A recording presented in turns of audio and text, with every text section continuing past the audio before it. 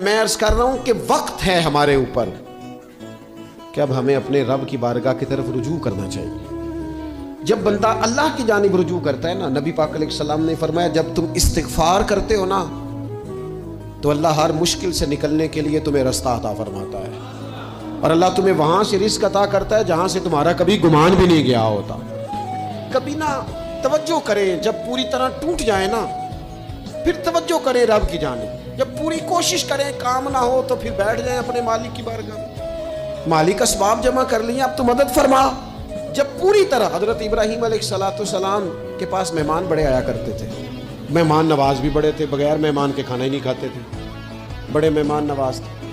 تو قحط پڑ گیا مصر میں، غلہ ہی نہیں ملتا۔ حضرت ابراہیم کا ایک دوست تھا، آپ فلسطین میں تھے، وہ مصر میں تھا۔ آپ نے اس کے پاس اونٹ بھیجے کہ 4-5 اونٹوں پر غلہ اناج رکھ کے مجھے روانہ کر تاکہ میں اپنے جو میرے پاس مہمان جمع ہیں ان کو کھانا تو دے سکوں۔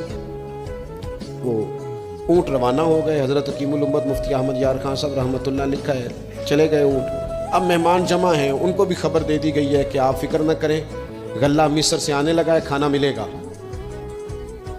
لیکن جب وہاں اٹھ گئے تو انہوں نے کہا قحط چونکہ بہت زیادہ تھا، اناج ساری ہم تقسیم کر چکے ہیں، اب تو ہمارے پاس غلہ نہیں ہے۔ وہ خالی آ گئے واپس۔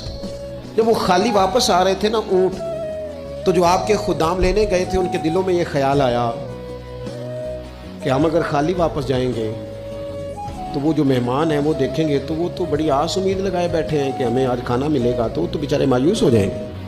انہوں نے اس طرح کیا کہ رستے میں کچھ ریت بھر لی ان بوریوں میں اور اونٹوں پہ ان کو رکھ لیا تاکہ پھر جا کے حضرت ابراہیم سے عرض کریں گے، وہ خود ہی لوگوں کو سمجھا دیں گے، ایسے خالی اونٹ لے جانا بہتر نہیں۔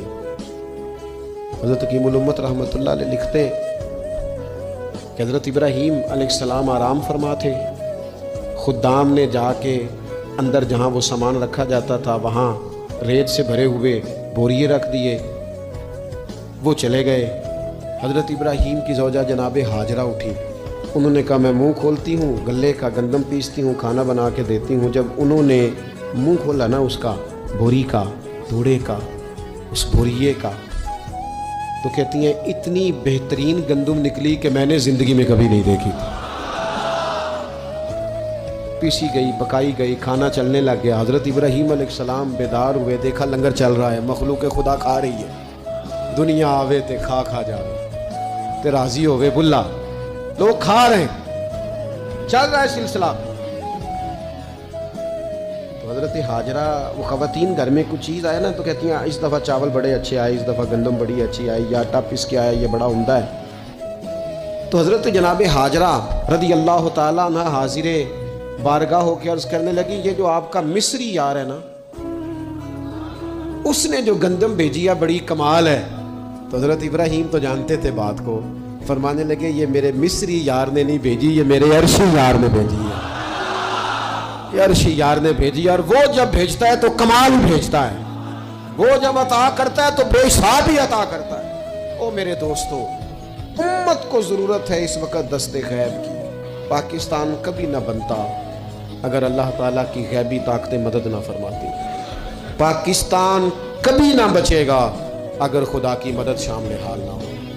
ہمیں اجتماعی طور پر رجوع اللہ کرنا ہے۔ ہمارے جتنی انفرادی مشکلات ہیں، ہم کسی تکلیف میں، دکھ میں مبتلا ہیں، اللہ کی طرف رجوع کریں، اپنے رب کی بارگاہ کی طرف رجوع کریں، اور جو ہمارے اجتماعی مسائل ہیں ان میں بھی اللہ کی بارگاہ کی طرف رجوع کریں۔ جب ہم یہ رجوع کریں گے مالک کے حضور تو پھر اللہ ہمارے لیے راستے واضح فرمائے گا۔ یہ رجوع کس طرح کیا جائے؟ میں نے اپنے ساتھیوں کے ذمے، بالخصوص جو یہاں خانقاہ شریف سے وابستہ ہیں، وہ اگر سمجھیں کہ میں حکم دے رہا ہوں تو اس کو حکم سمجھ لیں، اور باقی اگر احباب میری بہت زیادہ درد مندانہ گزارش سمجھیں تو یہ میری گزارش سمجھ لیں۔ 5 وقتہ نماز کے ساتھ کچھ تھوڑی سی عبادت رات کی ضرور شروع فرمائیں، 2 رکعت ہو جائے لیکن رات کو تنہائی میں اپنے رب کی بارگاہ میں عبادت کے لیے ضرور حاضر۔ حضرت عبداللہ ابن عمر رضی اللہ تعالیٰ عنہ فرماتے ہیں کہ مغرب کی نماز پڑھ کے کچھ لوگ گھر چلے گئے، ہم لوگ بیٹھ گئے کہ تھوڑا سا تو ٹائم ہے، عشاء پڑھ کے جائیں گے۔ فرماتے ہیں اللہ کے محبوب علیہ السلام بھی تشریف لے گئے، تھوڑی دیر کے بعد محبوب اس تیزی سے تشریف لائے کہ مقدس سانس پھولا ہوا محسوس ہو رہا تھا۔ ہم نے عرض کی یا رسول اللہ ہمارے ماں باپ قربان، کیا ہوا؟ تو محبوب فرمانے لگے کیا کر رہے ہو؟ عرض کی یا رسول اللہ نماز، سوچا ہے چلو تھوڑا سا تو ٹائم ہے، بیٹھتے ہیں اللہ اللہ کرتے ہیں، عشاء پڑھ کے جائیں گے۔ تو محبوب فرمانے لگے میرے پاس جبریل امین آئے ہیں، انہوں نے آ کے عرض کی یا رسول اللہ آپ کے غلام مسجد میں بیٹھے ہیں عشاء کی نماز کے انتظار میں، اور رب فرشتوں کے سامنے ان پر فخر فرما رہا ہے۔ یہ جو عبادت ہے نا نفلی، یہ طاقتور کرتی ہے بندے کو۔ حضور فرماتے ہیں کہ جب بندہ نفل پڑھتا ہے تو اللہ فرماتا ہے پھر تو میں اس کے ہاتھ بن جاتا ہوں، پیر بن جاتا ہوں، آنکھیں بن جاتا ہوں۔ کیا معنی کہ اس میں خدائی طاقتیں آ جاتی ہیں، دوست مرید بھی ہوتے ہیں، سلسلوں میں بھی داخل ہوتے ہیں۔ عبادات کا مزاج نہیں بناتے، کچھ نوافل کا ذہن ضرور بنائیں، رات کو کچھ ٹائم ضرور اللہ اللہ